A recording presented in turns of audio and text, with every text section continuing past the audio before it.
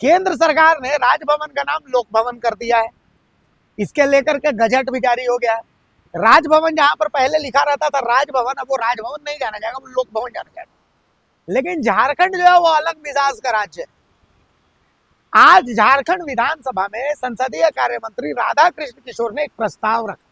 प्रस्ताव क्या था कि भाई इसका नाम जो राजभवन अब लोक भवन हो गया, लेकिन इसका नाम लोक भवन नहीं, झारखंड में भगवान बिरसा के नाम पर इसका नाम बिरसा मुंडा भवन होना चाहिए। उन्होंने ये प्रस्ताव रख दिया है। अब बीजेपी के साथ ये दिक्कत है कि इस प्रस्ताव का वो विरोध भी नहीं कर सकती और मजबूरी ये है कि समर्थन भी नहीं कर सकती। तो बीजेपी ने इस प्रस्ताव पर चुप्पी साध ली है।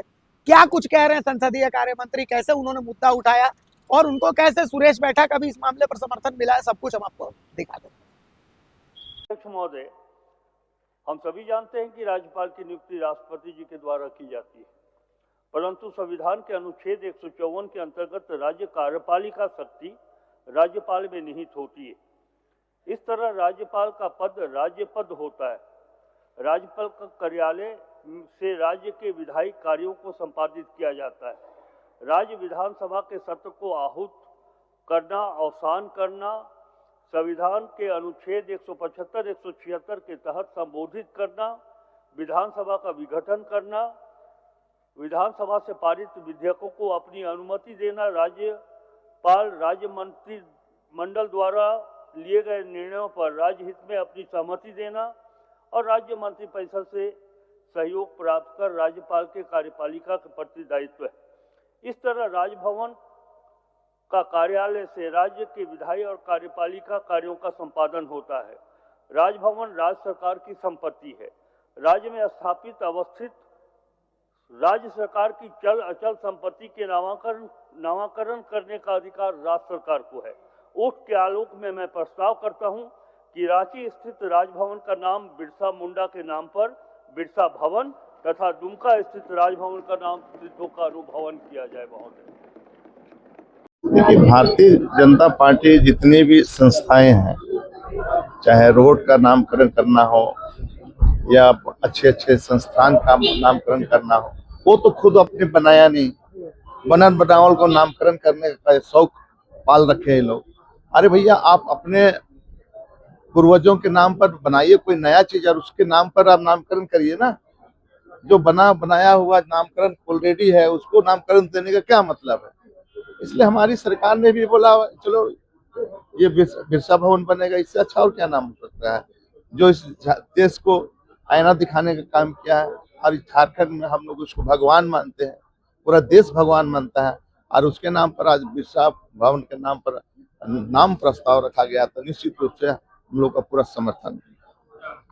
और देखिए, मेरा तो बिल्कुल तर्कपूर्ण प्रस्ताव था।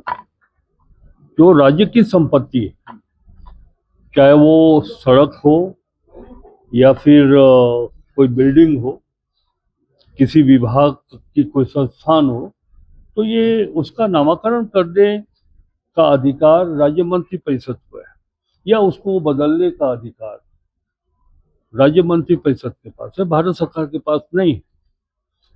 गवर्नर राज्य का पद है। यद्यपि ये अपॉइंटमेंट महामहिम राष्ट्रपति के द्वारा होता है, लेकिन वो राज्य के लिए काम करते हैं, इसीलिए स्टेट पोस्ट को माना गया है। उनके माध्यम से ही राज्य की कार्यपालिका और विधायिका के बीच न सिर्फ समन्वय होता है, बल्कि वो कार्यपालिका प्रमुख भी होते हैं। जिस भवन में वो रहते हैं वो स्टेट एसेट है, उसका नाम क्या होगा ये तय करने की जिम्मेवारी राज्य मंत्रिपरिषद के पास है। भारत सरकार ने अपने असर से उसे लोक भवन कर दिया। ये अधिकार उनका नहीं बनता है, जहाँ तक मुझे जानकारी है, जहाँ तक मैं जान सका हूँ। तभी मैंने ये प्रस्ताव लाया कि राजभवन का नाम भारत सरकार ने लोक भवन किया, ये उनके अधिकार क्षेत्र से बाहर की बात थी। तो मैंने प्रस्ताव दिया है कि रांची स्थित राजभवन का नाम बिरसा भवन किया जाए और जो इनका अस्थायी दुमका में है राजभवन, उसका नाम सिद्धू कानू भवन किया जाए। तो विपक्ष ने कोई आपत्ति नहीं की हमारे प्रस्ताव पर, तो इसे स्वीकृति ही मानी जाएगी।